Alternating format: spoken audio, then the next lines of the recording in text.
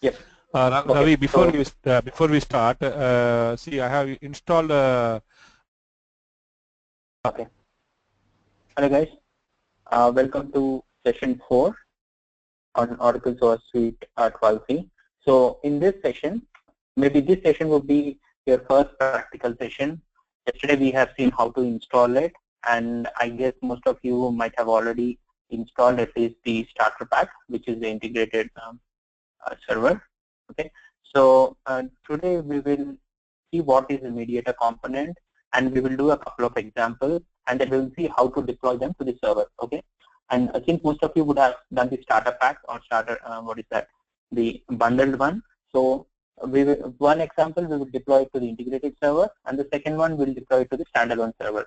So both the ways you know how to do it. So later on how you want to take it, that's your choice. Okay. So let's start straight away with mediators. Okay, we'll go through the slide first, and then we will continue with an example. Okay. So what is a mediator?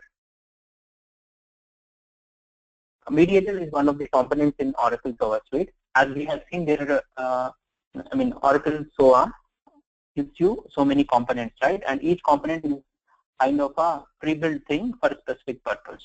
Okay. Can you guys hear me properly without any disturbance? Yes. Okay, that is good. Yep. So mediator is one of the most basic components in Oracle SOA Suite 12c. Actually, Oracle started its SOA journey from 10G onwards. In 10G, mediator was not given. Instead, whenever the users wanted mediator functionalities, they had to go for Oracle Service Bus. Okay, the functionality is everything I'll tell you later, but basically I'm just giving you a background. So in Oracle 11, so just for simple routing rules and all, okay, you don't want a ESB license, right? If your routing is very complex, yes, I agree. You might be going with the Oracle Service Bus, which is an ESB, Enterprise Service Bus. But within your composite for simple routing, you don't have to purchase that, right? So that is the reason why in 11G, Oracle has included this component called mediator. Okay, mediator, as the name implies, is basically mediates your message flows. Okay, so what is SOA ultimately? So SOA is nothing but flow of messages in a particular fashion, right? So you might have n number of services, okay, and your business process wants those services to be called in a particular fashion, right? So let's say there could be n number of services. Okay, it's like a flow diagram. Okay, so what is the flow diagram? Like, it gives you a flow between how the functionality should work, right? So it's the same way here. So maybe your functionality wants service 1 to be called first, then taking that response from service 1, you have to go to the service 2 and then service 3, and depending on the response of service 3, you either want to go to service 4 or service 5, okay, and then from there you want to continue to service 6, and then you finally come out. Okay, these services can be as simple or it could be complicated. It doesn't matter. But basically, SOA is nothing but flow of messages. Okay, irrespective of number of services or number of components you have, basically you are dealing with the message. One message goes here and then it comes out. If you want to do a transformation, you do it. So basically, it is all about messages. And what a mediator does is it basically intercepts your message and then does some functionality. Okay, what functionality will do, we'll check later. But basically, that is the whole purpose of a mediator. Now, why do you want to intercept a message? The simple example could be, let's say there is a service 1, okay, and then there is another service called service 2. Okay, now say this service 1 is hosted in US, or it is a US specific thing, and then this is hosted in, say, UK. Okay, so obviously the major difference would be the currency, right? It would use pound, and then this guy uses dollar. Okay, now if your business functionality, for some reason, I have a branch in UK as well as US, for some reason I wanted to integrate some message from service 1 to service 2. Okay, now can I send the message directly? The answer would be no, because $100 is not 100 pounds, right? So you need to do the conversion. Okay. So where do I do the conversion? There are two ways. First part is I can actually, within my service 1, before even calling service 2, I can actually modify that $100 into pounds and then I can send it, right? Or you can actually have a layer in between which is specific to these two services, and what it does is it basically converts. This has the logic to convert from dollars to pounds. Okay, this is the second option. Now, which one is better, first or second? At this point, we see that both are almost same, but you will know when you have a third service. Let's say there is a third service which is hosted in Germany. Okay, so let's say the Germany. Okay, now this guy also wants to call the service hosted in Germany. Obviously, Germany is euros, right? Now, all these three are different. Okay, so in order to call this service, again we have to do the currency conversion. Now, even here we'll have two different options. One is you do it within your service before calling, or you do it within the layer. Okay. Now, if you see, we are talking about only two services. Let's assume there are like 100 different services. Okay. So, will you go and modify your code because you are just calling another service? Like, how many times will you modify? There should be a limit, right? And obviously, this is some service which is doing its functionality. This transformation is something that is out of its functionality, right? Now, every service has to be modular. It has to do only its job. So, why does it want to do the currency conversion or things like that? So, that is the reason why you don't touch your internal implementation. The whole purpose of SOA is to integrate your existing services, right? But you're not manipulating or you're not modifying your existing services. Basically, you're using your existing services and integrating it to achieve business functionality. But you cannot directly integrate it. You have to do some tweaking. For that tweaking, you introduce a middle layer. That is the whole reason why this is called middleware. Okay, so it's not endpoint. It sits in the middle. It does all your work within your services. Okay, so the whole purpose of Mediator is basically to intercept your message and do some transformation. In this example, the simple transformation would be a currency conversion. It could be as simple as a currency conversion, or it could even be a very complicated one. Let's say you have a CSV and this guy accepts XML. Okay, you would want to convert a CSV into XML. So that's one of the use cases.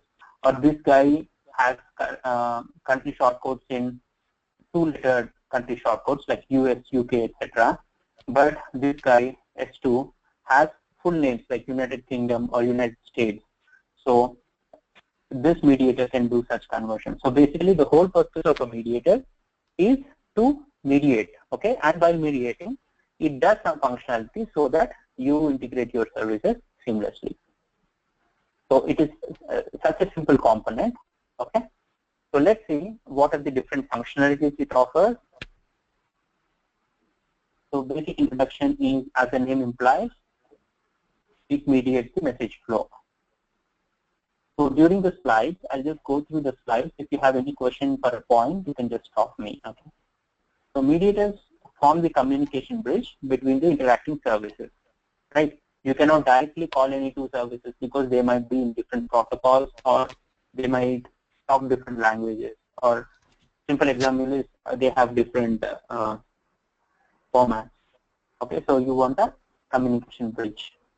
And mediator intercepts the message flow between services and offers, and while doing this interception, it offers various capabilities. We will see in the next slide. Intercepting the message flow between the source and the target services, mediators provide the feature of endpoint virtualization. Now, what is this endpoint virtualization? It is basically virtualization. Endpoint virtualization is if you are the service consumer and there is a service provider somewhere, or in this case, this guy is a service consumer and this guy is a service provider, right? But you are not directly connecting to the service provider, rather you are connecting to the service provider through the mediator, right? So in essence, how it happens is you connect to the mediator, and then this mediator will connect to the endpoint service. Okay, so basically you don't know whom you are talking to, you just know the service itself. that's what we have seen in our first session. Like we have a registry, right? We were just using the virtual name. That is nothing but the visitor. Okay, you don't directly connect to the endpoint.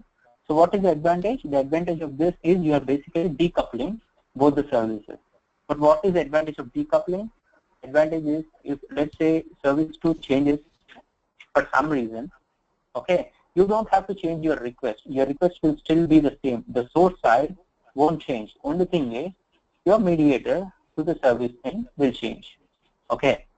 So that is the advantage. Like if the service provider changes, it really abstracts its changes from the service consumers. Okay. That is the reason why it is decoupled and you are happy because you don't have to change your implementation, right? That's the thing. So basically virtualization is you don't know whom you're talking to.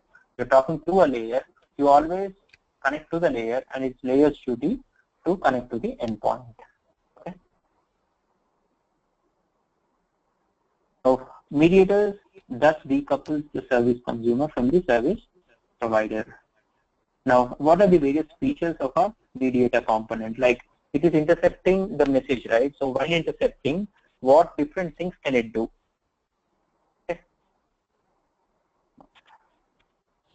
Just checking the comments box. Ravi, Kumar here. Yep. Yeah, Kumar. Yeah, this mediator component, that means it is like a broker service which basically Exactly. consumes Yep. from the provider and then again supplied to the another consumer, something like that, right? Exactly. Yes. So But this in is the a lightweight broker. I mean, this is that's what I said. This is a lightweight ESP. I mean, it doesn't do all the functionalities of an ESP. Rather, it will perform almost similar functionalities, the basic functionalities of an ESP within your composite, like not inter-composites, but within your composite. Okay. So let's say there are like 3-4 applications, okay, running, and they wanted to exchange services between them. Okay. In that case, when you see the compatibility between the application and the services provided by them is not complete when compared to what other application needs, right? For example, as you said, that the exchange rate conversion. Okay, so like that there are multiple features that is available as a gap, okay, between the application, but the application capability just says that I will give this one as a public that anyone need to use, you can use it. Exactly. Okay. Yep. At the same time, the other application cannot consume whatever it is being supplied by the other application raw manner. Between there is something like, as you said, there is some tweak needed. So for tweaking this purpose, either an exchange rate or data format conversion, for example, CSV to an XML, whatever it is, right? So data format conversion is basically you are not adding any transactional details to it. You are just format. But when it comes to exchange rate, basically you are adding some functionalities to it, right? Yep. So when you are adding some functionalities, okay, that means this mediator component itself, when you collectively think at it, it is supplying some sort of brokering middleware services, okay, which is used across, across all the services which is connected to this particular middleware, correct? So so basically indirectly your mediator component is also coming as actually building some services, something like auxiliary services, which is used or plug and play whenever needed when you are a mediator component trying to bridge the gap or connect the two services from service A to service B, like that, right? So so in that case, so where exactly these definitions, when whatever the definitions, see, I understand that there are some inbuilt definitions definitely which you will have as part of the product itself, like for a data transformation for any type of input and any type of output, that is part of, that is the inbuilt behavior of the particular mediator component. But in addition to that, if you want to build logical definitions, logical functionalities on top of the mediator, particular, yeah, correct. So for that one, how, whether it becomes part of the mediator component definition itself, or it will be like available as a separate service so that even other component can make use of that one.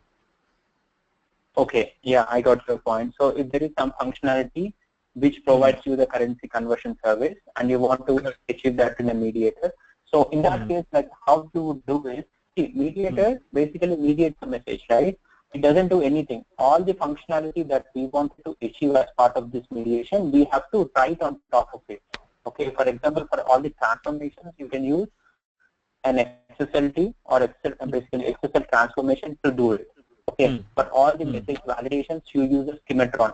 So basically, use different technologies and you embed that within your mediator component to achieve your functionality. Okay, so let's say there is a service which offers you the functionality. Okay, and you want the message use that functionality two ways. One is you can directly call that service. Other one is you can have this mediator as a bridge between these two services. Take the message. This mediator will route it to the external service, manipulate all the response, gets it back, and give it to the service. Okay, so in this case, as you said, it would act as a generic component. Okay, so that any number of services, any number of service consumers can use this mediator. Okay, so end of the day, mediator is nothing but a service. Okay. Okay. But basically, this service is doing something which is not already built. Okay. And this service is not transactional service, but basically it is making your existing services to talk to each other. But since they cannot talk to each other directly, you are doing all that tweaking within this component. Okay, okay. Just to close my question, then, so this mediator services, whatever you have, so as part of your development, okay, you will be building a list of mediator services in order to support multiple service providers and service consumers requests, right? By receiving the whistle from both the sides from between the applications, and you will provide a mediator services component as an instance which will run in the server. So that is one thing, which I based on my understanding. Okay, second thing is I mean your point is correct, but it is not 100% correct because we would not expose mediator directly. We would expose it through an external SOAP service. Okay, so basically you are wrapping the mediator as a web service, and your consumers would call the web service.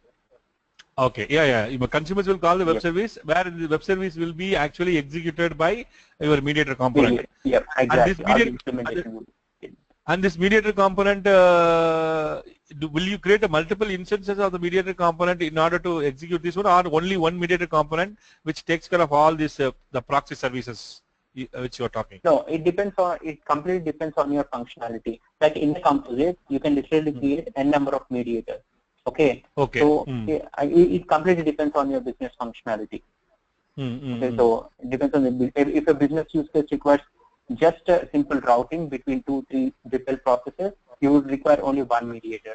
But if your business if your business requirement is like you expose different endpoints for different functionalities, then you would have multiple mediators exposed as different web services. So it really depends on your business functionality. Both are fine. Okay, so it's your design.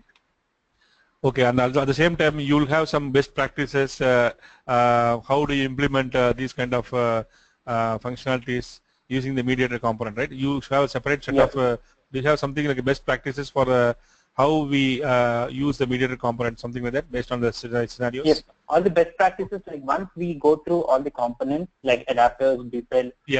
I mean, maybe at the end of the DeepL, so that is where you will have the full information of a SOA service. Then we will be talking about the best practices. Okay. Fine. So usually you can directly expose a DeepL, but you would have a mediator. Why you would have a mediator? So those things, like when you think in a broader perspective, it makes sense. But within a component level, it doesn't make sense. Okay, fine. Yeah, let's go ahead. Yes. Sorry about that. Yeah. Okay, no problem. So let's see what are the different functionalities or features of what a mediator component does. So the basic thing that it does is message routing. Okay, so routing is nothing but the flow of message in a particular direction. Okay, so basically it is ability to channel a request to a particular service provider based on the message. Okay, so let's say there are like multiple different services. Okay, say each service represents a particular functionality in a particular country. Okay, let's say you have different ERP systems specific to a business functionality. Okay, so this is ERP in France, this is ERP in UK, etc. Okay, all is the same function. Okay, and you have a service and based on your input, like let's say it has a country code, right? Based on the country code, it want to call that particular country's service. Okay, so in this case, a mediator will help you in doing that. This is nothing but a routing rule. So basically, mediator will have, in mediator you can define different routing rules.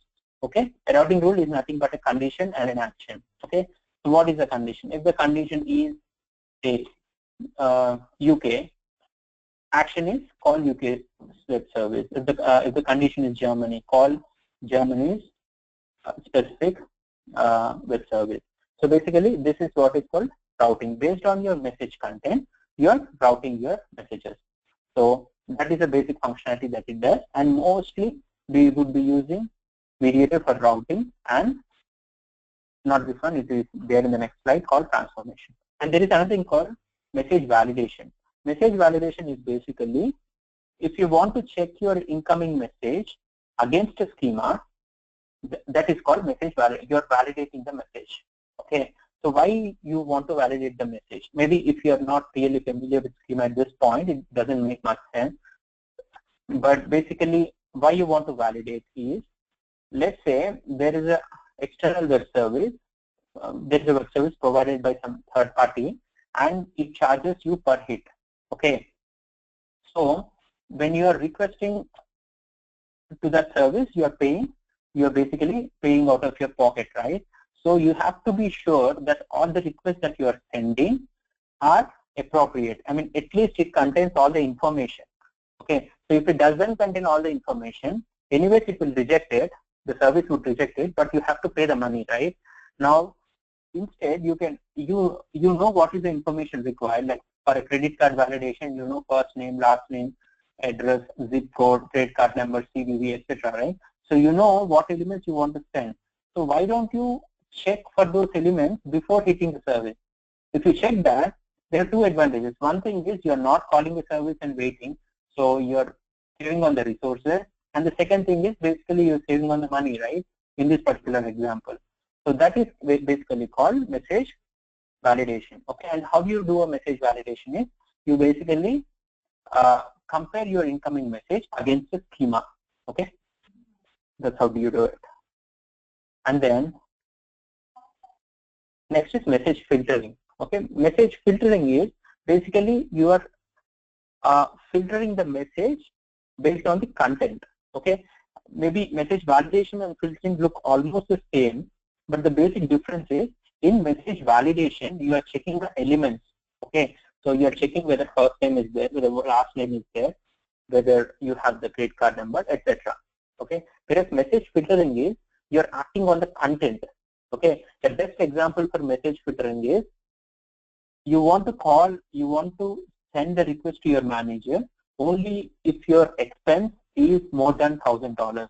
If it's less than $1,000, like it automatically comes into your bank account. Let's say that is the business functionality. Obviously it doesn't come, but let's say that. So what you're doing, you're checking the content of a particular tag called total amount, right? So you're not checking if the total amount is present or not, but you're checking the content. So this is basically message filtering. Okay, so based on the content, you can actually filter them. That's message filtering. And what else can it do? It does something called transformation, and this is one of the mostly used things. Okay, transformation is we spoke about two examples. Let's say in service one you have two letter country codes, but in service two you have the full definition of the country code. Okay, so if I directly send US as a country code to this side, he doesn't understand, and unnecessarily he rejects a message or sends an error. So instead you want to convert US to United States. Okay, so whatever is there in service 2. So such thing is called transformation. You're transforming. Or maybe you have first name, last name separately in your service 1, whereas here it is a full name. So you want to transform first name, last name, basically concatenate it and send it as a full name. So these things are called message transformations. So even Mediator does it. And the Last one is called events. Now, event, it might not really make sense now, okay, but when you are maybe in 12th or 13th session, you will actually understand it. So I don't want to go into events right now, okay, because it unnecessarily confuses you. And we will definitely look at it once we are done with the pair. Okay, what are the types events? Events is generally like for notifications, right? Sending email or something like that. Or not only for notifications. That is one of the applications. But basically, events are for publish subscribe model. Like you just raise an event, whoever subscribes to that event will get triggered. Okay, so it's basically complete decoupling. Okay. And it's one of the majorly used things in real-time projects. Like basically you're extracting your source side and target side interfaces completely for the usage of events. Okay, we'll look into it, not now, but later. Fine. Okay. So these are the different functionalities. Okay, other than this, it does simple functionalities like translation. Okay, let's say your input is a CSV file and you want it, this guy outputs all the names in a CSV, but this guy wants it in XML tags, like in name tags, okay, name and first name, and then name and the second guy's name, etc. So it does such translations and all, but these are the major functionalities. Okay. And what are the different types of interactions that a mediator has? Okay, before that, this is very simple. This is very generic also. Let me delete everything. Okay, so there are two services. What are the different types of interactions that you can have in two different services? First one is you send a request, you get a response. Okay, this is the most simple basic one, right? So this is called request response model. So when it is a request response model, this guy will have, let's say for this guy, it will have a input element and it will have an output element, or in other words, it will have a request and it will have a response. Okay, what is the second type? Second type of interaction is one way. Okay, so you just send the response and then you forget it. So it is called fire and forget. Okay, so what is the use case? Like, do you really fire and forget in anything? Yes. If I want to send an email, I just invoke the notification service and I don't wait for the email. If something is sent, it's done, right? I don't care whether that guy reads or not. I'll go with my next steps. So that is one of the simplest real world examples that you can talk about. But there are like thousands of examples that you can talk about. And the third one is, in the request response model only, there is another one called asynchronous. Okay, so a request response in this case, okay, when you send a request and when you wait for the response, that is called synchronous request response. Okay, or in simple words, synchronous interface. Okay, and there is another way wherein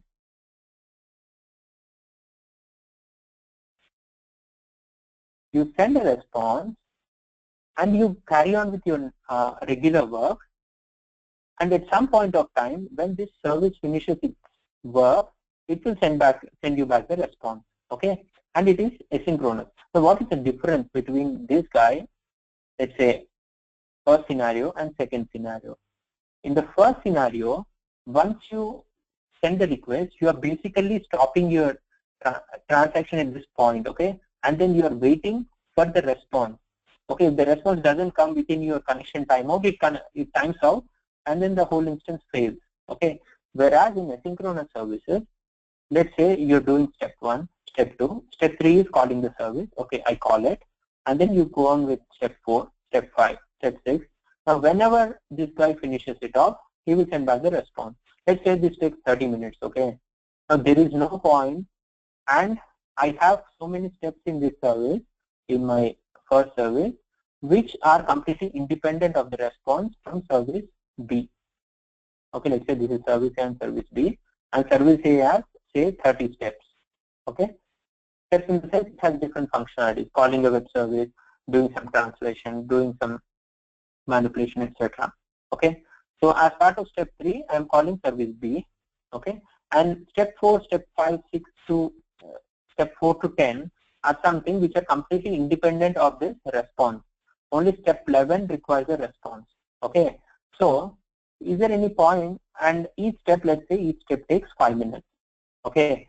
So in step 3, I'm sending the request, and there is no point in waiting there, right? I can still carry on with the other steps, okay, meanwhile. And then once I'm done with all the 10 steps, if I still don't get the response, then I will wait, okay.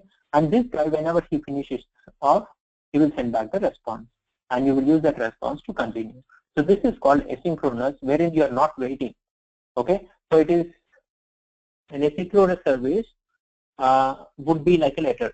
A synchronous service would be like a phone call, okay. When you do a phone call, the other guy, the other guy, when he immediately responds back, right? Or you know that he's not responding. So you basically know what is the output there. But an asynchronous service is like sending a post. You just send a courier to your friend and then you forget it, okay. So whenever he sees, he would send you a reply back, and then you receive it after a few days, right? So during that time, you're not just sitting and waiting, you're doing your own work. So that is the best example for asynchronous. So these are the 3 models in any application you have. So asynchronous could be one-way no response, which is firing and forget, or two-way callback response, which is the one that we have seen, okay. So these are the different types of interaction. The mediators are also a way to change the interaction pattern. That is, you can convert a message call from a synchronous to asynchronous, a two-way to one-way. So basically, you can interchange also with a mediator. Okay. So enough of slides. Let's do an example. Okay. So you'll have a feel of it. So the first thing is JDeveloper. Okay. First of all, let us list down what are the different things that we have to do. First thing is you need to build an application, right? Before deploying. So the first step is build an application. So in order to build an application, what are the various things that you do? I'm not talking specific to mediators. I'm talking in general. Let me open it meanwhile. Okay, so build an application. What do? You create an application, and these are basic things I won't tell you. So basically, you want to define what are the inputs and outputs, right? That is the basic thing of a service. So you will define your request and response. If it is a two-way, which is one way, just request. Okay, so let us see how we do it. Next is you implement your functionality. Okay, so after you implement your functionality, what do? You build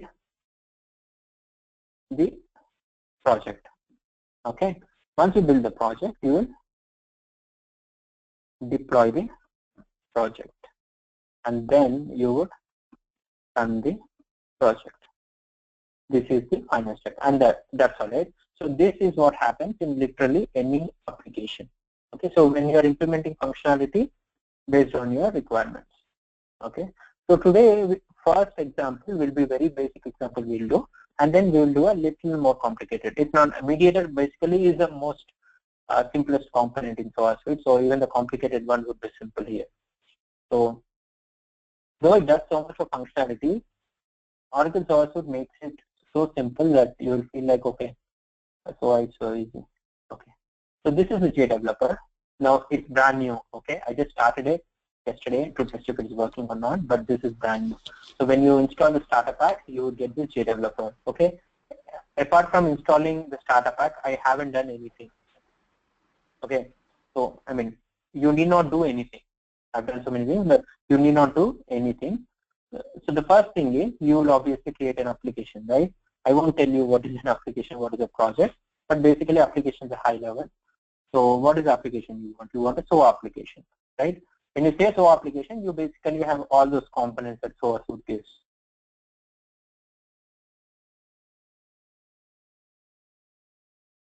The first time, right? So it is loading all the libraries. When you do it again, it won't take you so long. And remember, JDeveloper is very heavyweight, and when you start SOA, it is heavyweight. That's the reason why it needs 8 GB RAM. So better you close all your other applications when you're working with SOA. Okay. So let us say this is SOA 12.3 batch 1. Okay. So I will go, all our applications would be in this one. Okay, I would say, what is this?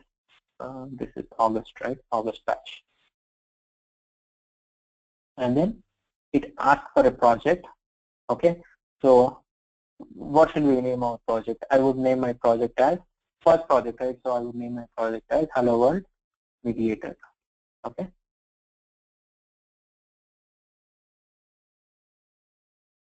Okay. You can change your path. So what we will do is all our applications we will create a new directory here, say August batch.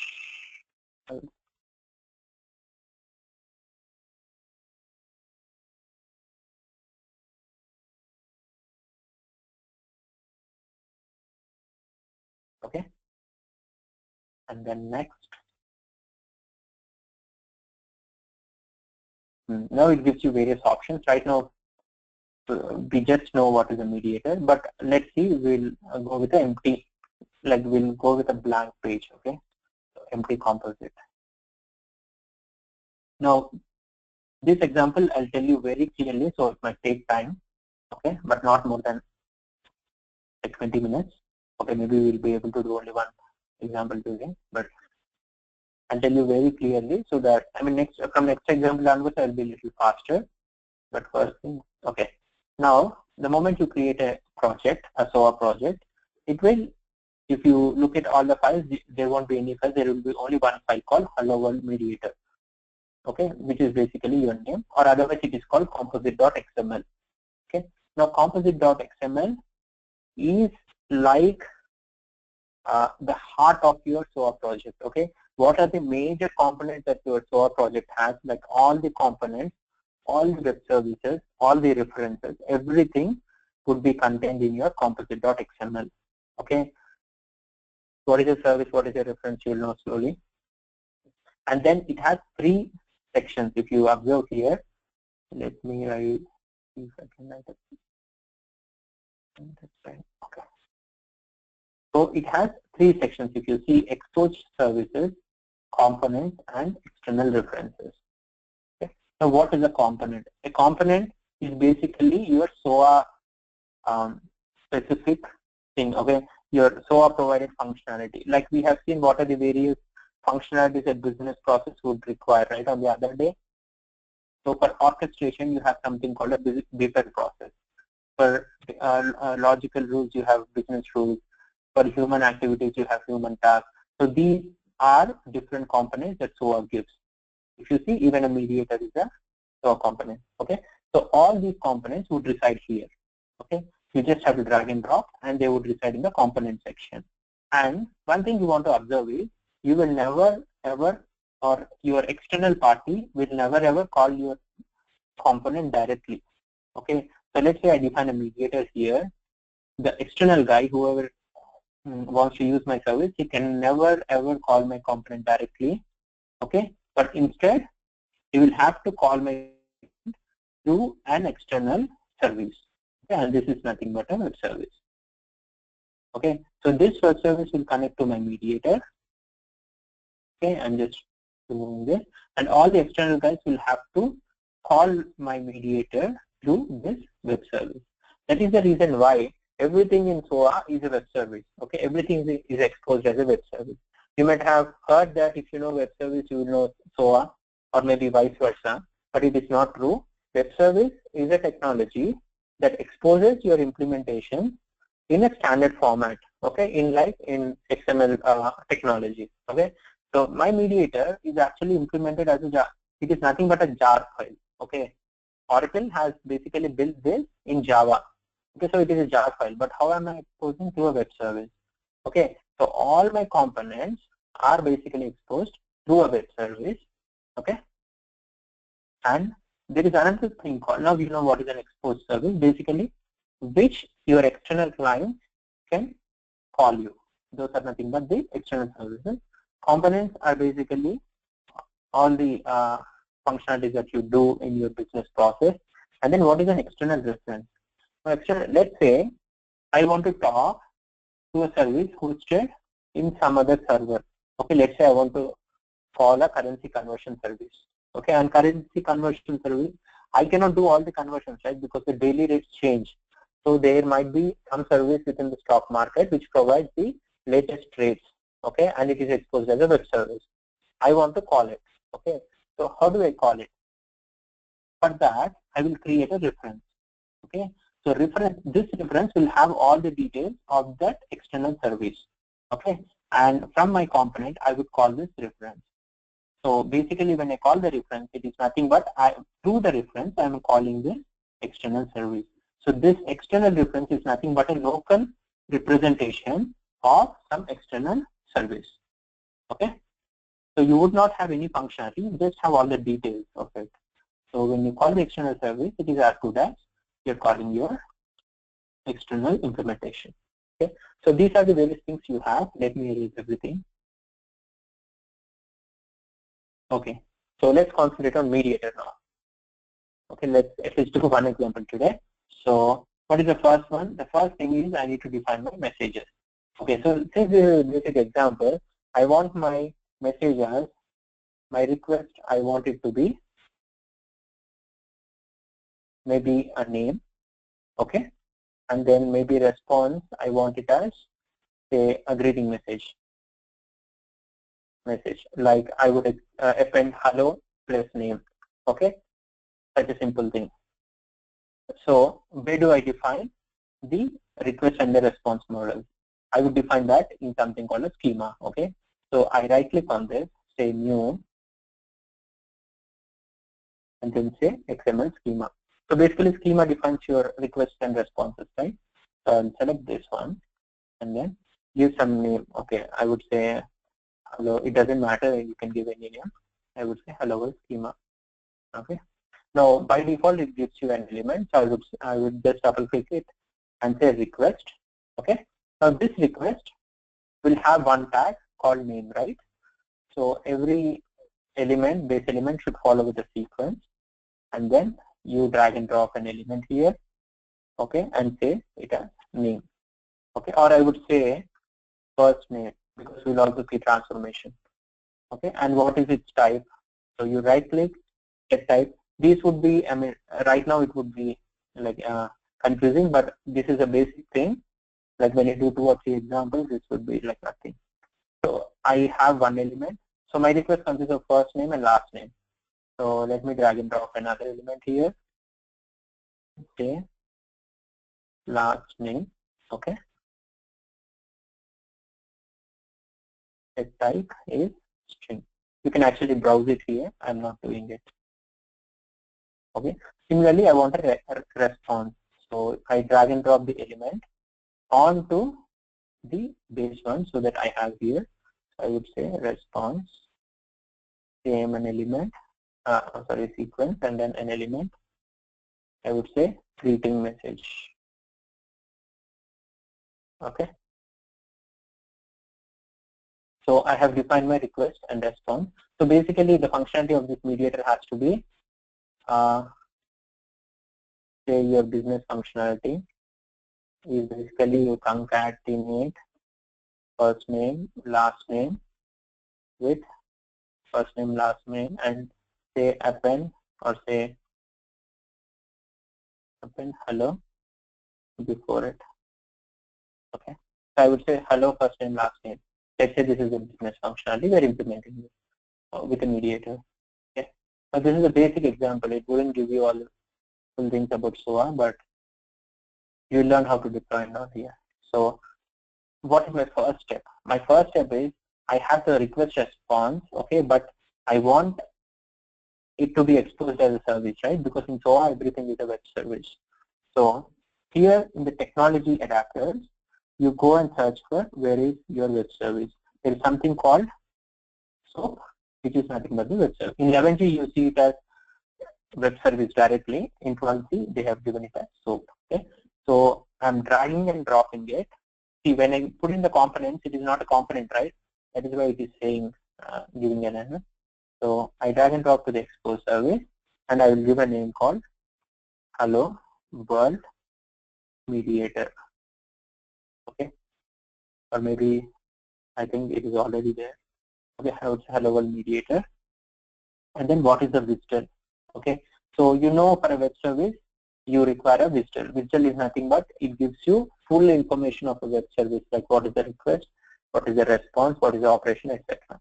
Now, right now we don't have a visitor, so we will create a visitor. So there are two options here. If you have a visitor, you do it. Later on, we'll create our own visitors. Don't worry.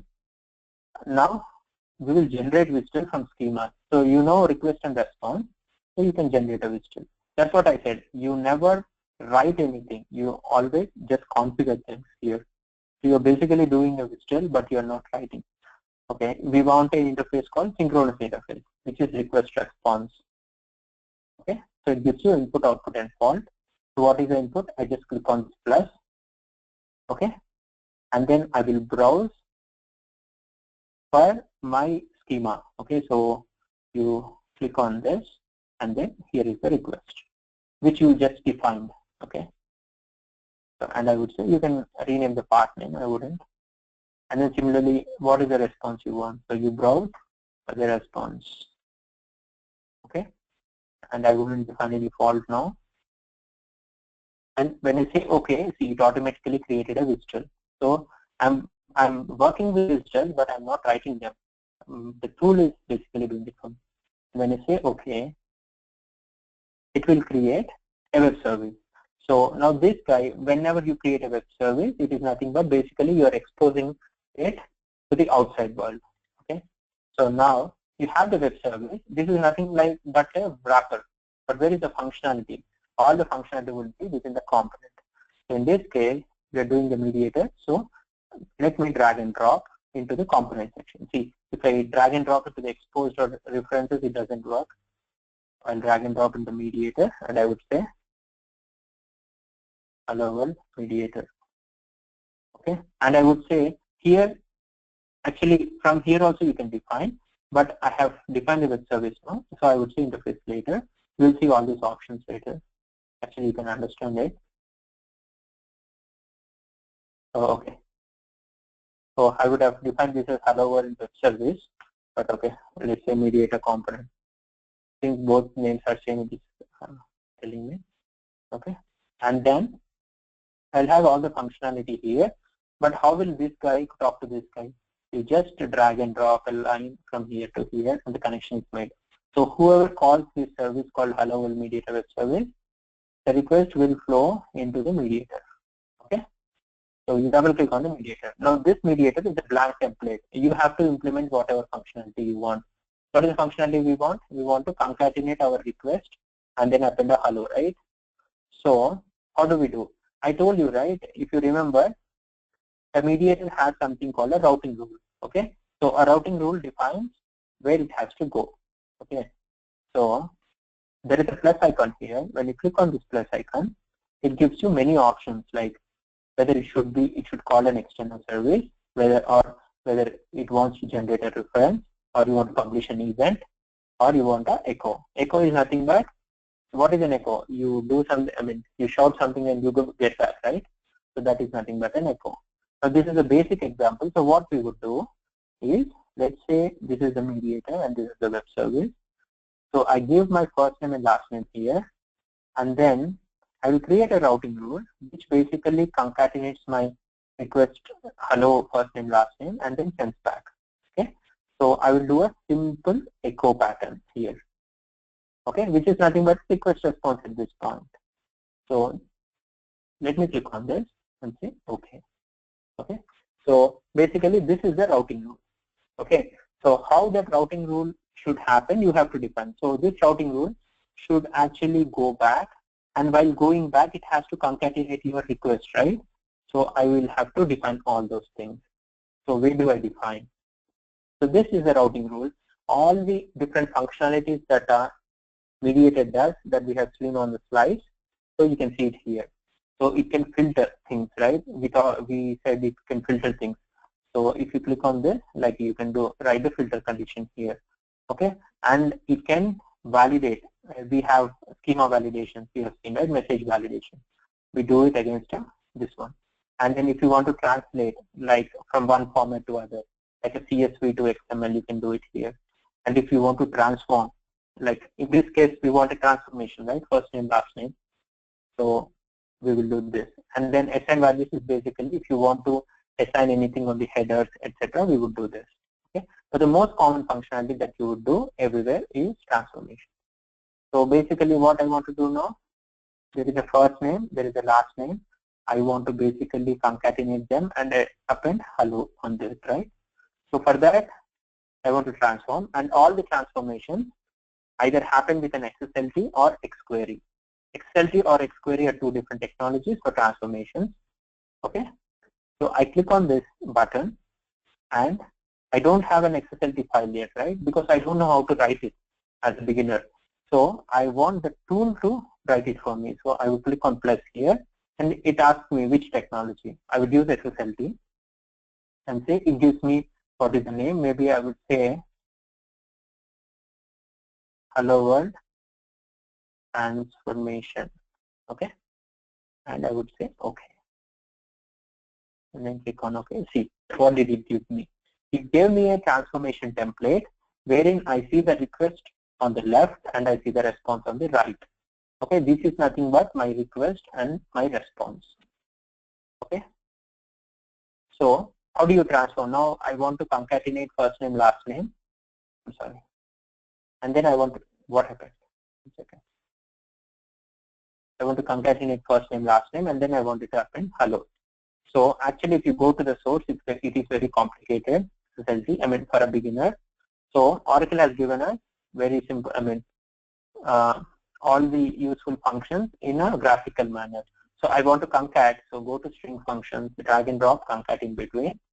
Okay, and then the concatenation result. I want to. Oh, did I give it? Okay, I did not set the type.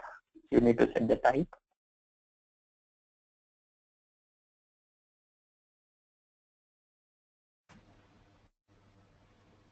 When you set the type, it automatically came. Okay. So what did I do? I basically, or let me do it again. I basically connected the output of the concatenation to the response. Okay. So input I want to concatenate, right? So just drag and drop your first name out of this box. You will find something like this. So put it on 1. Okay. So what is this 1 and 2? I will tell you. And the second one, you put it on this. Basically, you are feeding all your inputs. Okay. And when you double click on this, it will tell you. See, concat your first element, which is first name. This is the XPath, but don't worry, it automatically generated. And last name. But what I want to do, I want to append hello, right?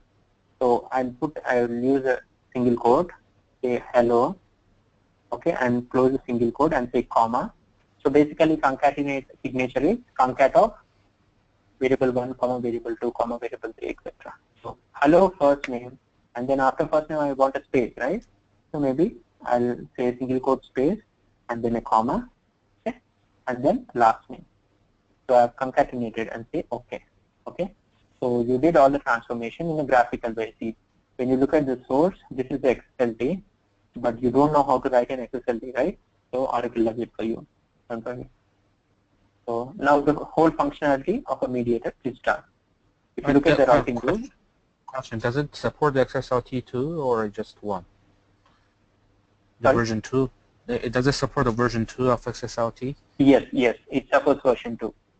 Okay, so I can use if I have an external XSLT, I can tell him to use it, right? Yes. See, when you do here there is a magnifying glass, right? This is browse mapping, so you can browse an XSLT. If you already have an XSLT defined for your input and output, you can browse it here.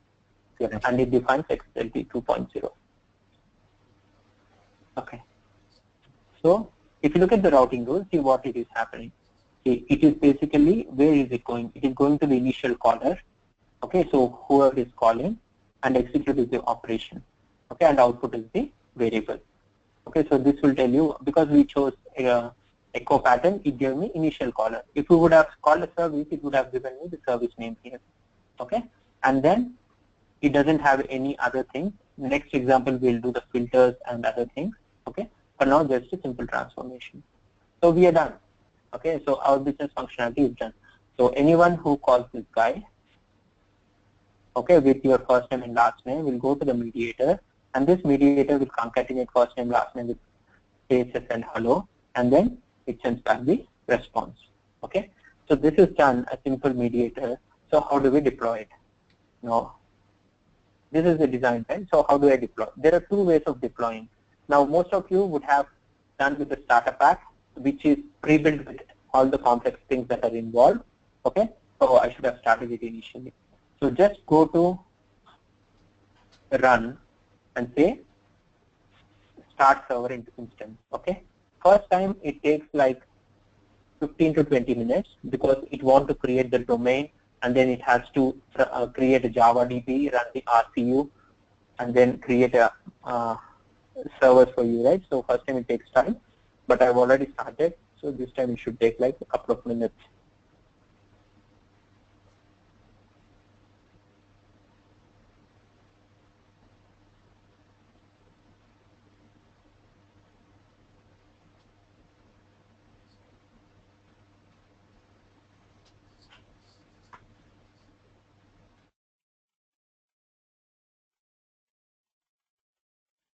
What I observed is integrated server will take more time than a standalone server. So better once you get familiar with this, start your, set up your full-fledged servers. Actually, I also wanted to show you that, but we are out of time. We'll just run this example. I'll show you how to deploy and then run the application, and then we'll finish it off. Next session we'll see standalone. Ravi, you only showed the XML translations. So the mediator also do the format translations, like from XML, from the XML inbound, and we're going to translate to CSV outbound.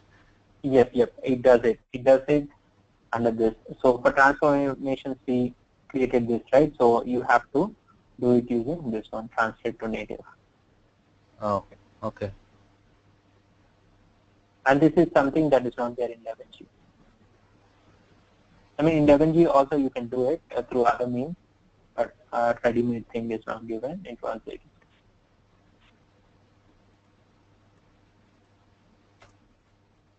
I have started it initially.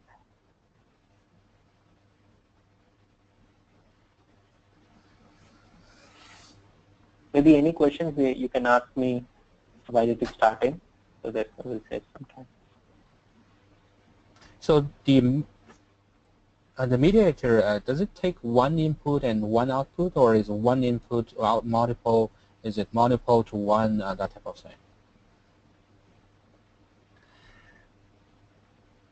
No, it would take, because your request is always a single input, right?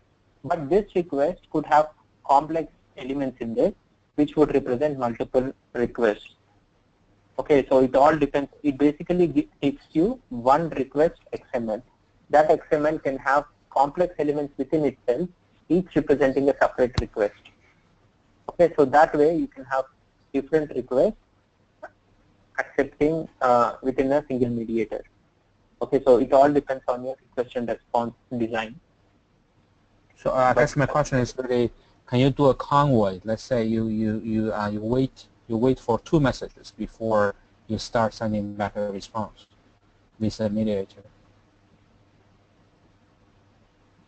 I didn't get you. Like you get one of the 2 requests, and yeah, so you would want the mediator to. Exactly. So I don't want to send a response back right away. So I want to wait for another message.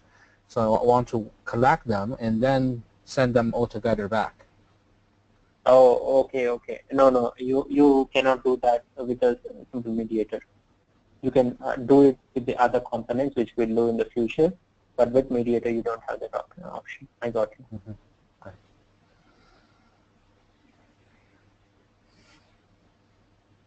That's a very good question.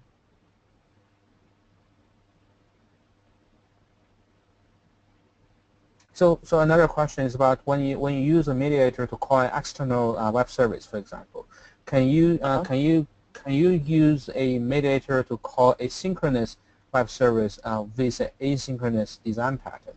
Let's say my service provider is a synchronous service, but it takes long to call that. So I don't want to wait for the response. So I just call. I want to use mediator to call the service, but do not wait for the response. And basically, you can do that. Yeah. Yes. Do it. Yeah. You can do that. Okay. Okay. So the server is started. Okay. It took me like just 5 minutes, but it might take you more time. When you do it. Okay. So now let's see. Again, some graphics here. So you have your design time. Here your JDeveloper, and then you have your integrated server. Okay, a SOA server with everything fit in. So I'll just represent a single box now. So this is your SOA domain, okay, within your WebLogic server. Now, you have done a mediator program here. So the second thing that you want to do is you basically build it, right? So all the SOA applications are built in a unit called jar. .jar is the extension. Okay, it is Java archive. Okay, so all the so the first thing is you need to build a jar file, and then you want to deploy it to the server. Okay, so how do your JDeveloper know where to deploy it? It might have hundreds of servers, right? How does it know? So basically, we have to create something called a connection. Connection is nothing but it points to where you want to deploy. Okay, so let me close everything. So that, or let me not close it. Okay, you go to the resources tab. Okay, or if you don't find the resources tab, go to window and then resources. Okay, and then here there is something called IDE connection. Okay, let me remove whatever I have here so that I'll create another one for you. Okay, it cannot be deleted. Okay, so when you create the server, it automatically gets created. Okay, so you already have the server. For standalones, you have to create yourself. So when we do this, I'll show you how to create, but it's very simple, right? Click on this icon, say IDE connections application server, give some name in custom. Okay, what is the username password for your domain?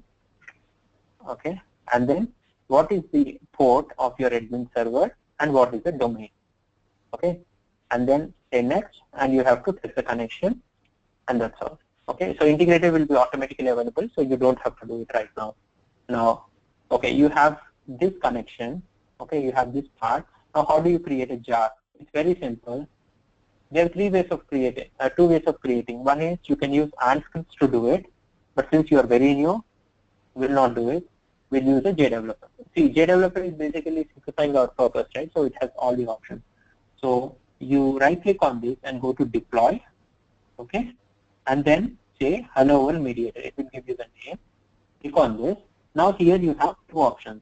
Whether you just want to generate a jar file. Okay, it is called service archive, but it is basically a jar extension.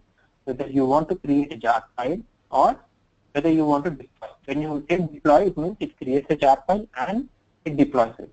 So basically it does both. So I click on this option. When I click on this, it just creates a jar and puts it somewhere. So I will click on the deployed application server, say next. Okay, and what is the revision? Revision you will know later.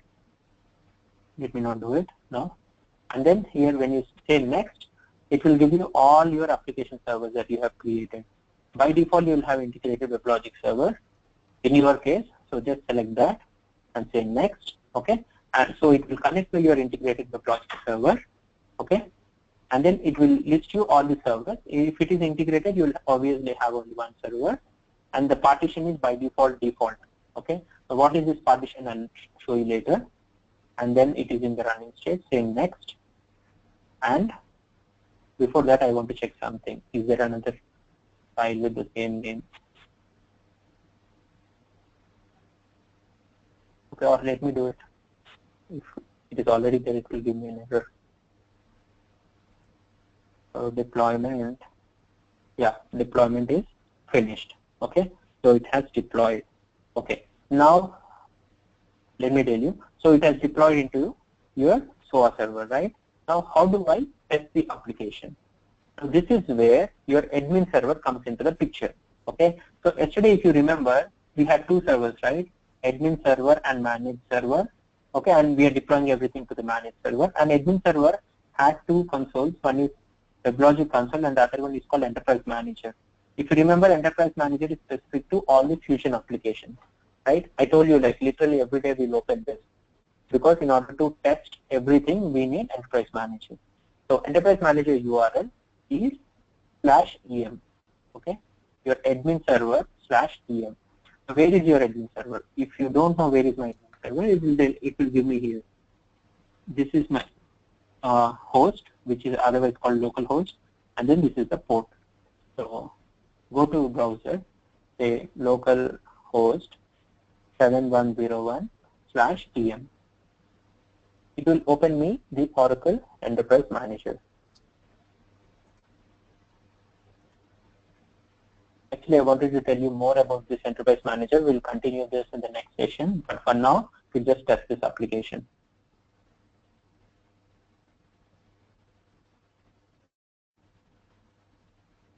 Yeah, next session onwards, maybe what we'll do is we'll first finish off this session, and then at the end of the session, we'll talk about the questions. Okay, so that way we will, I mean, if someone, guys in India have to go to office so that they can finish off and go, we can stay for the question.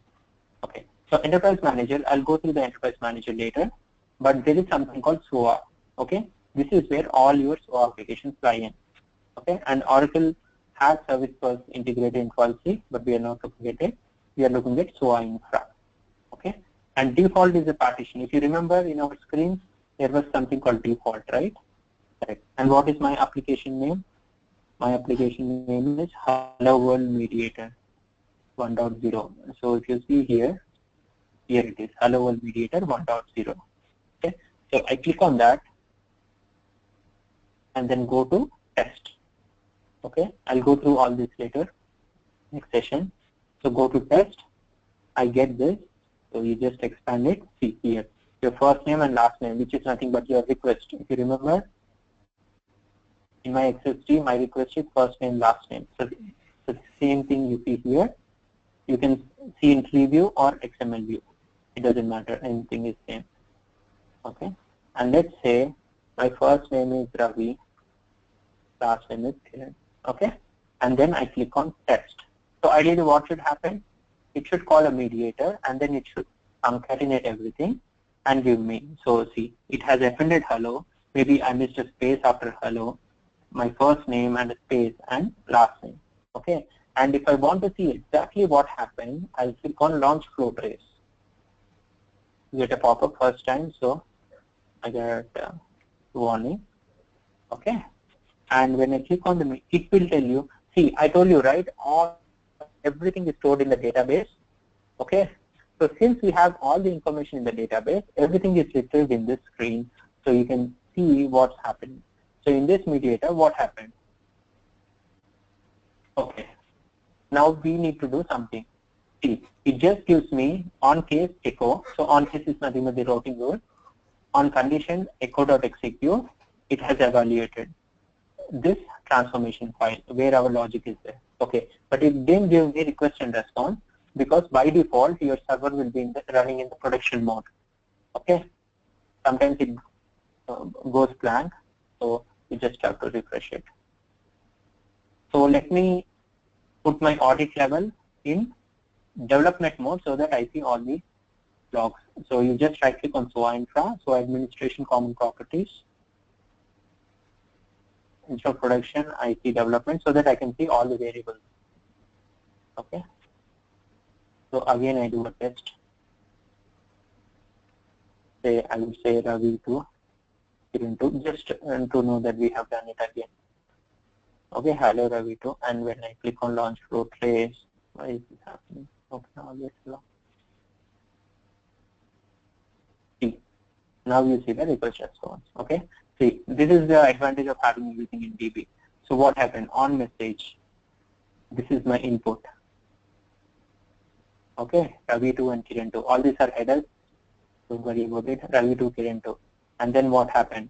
It has executed this one. So first you check the filter. Since we did not define any filter, we'll define that in the next session. And then it executes the XLT transformation. Okay. So if you want to see it, you see. This is your transformation input, which is almost here. And this is your transformation output, which is hello Ravi Kiran. Okay. So that is how the mediator works, and that is how the transformation happened. Okay.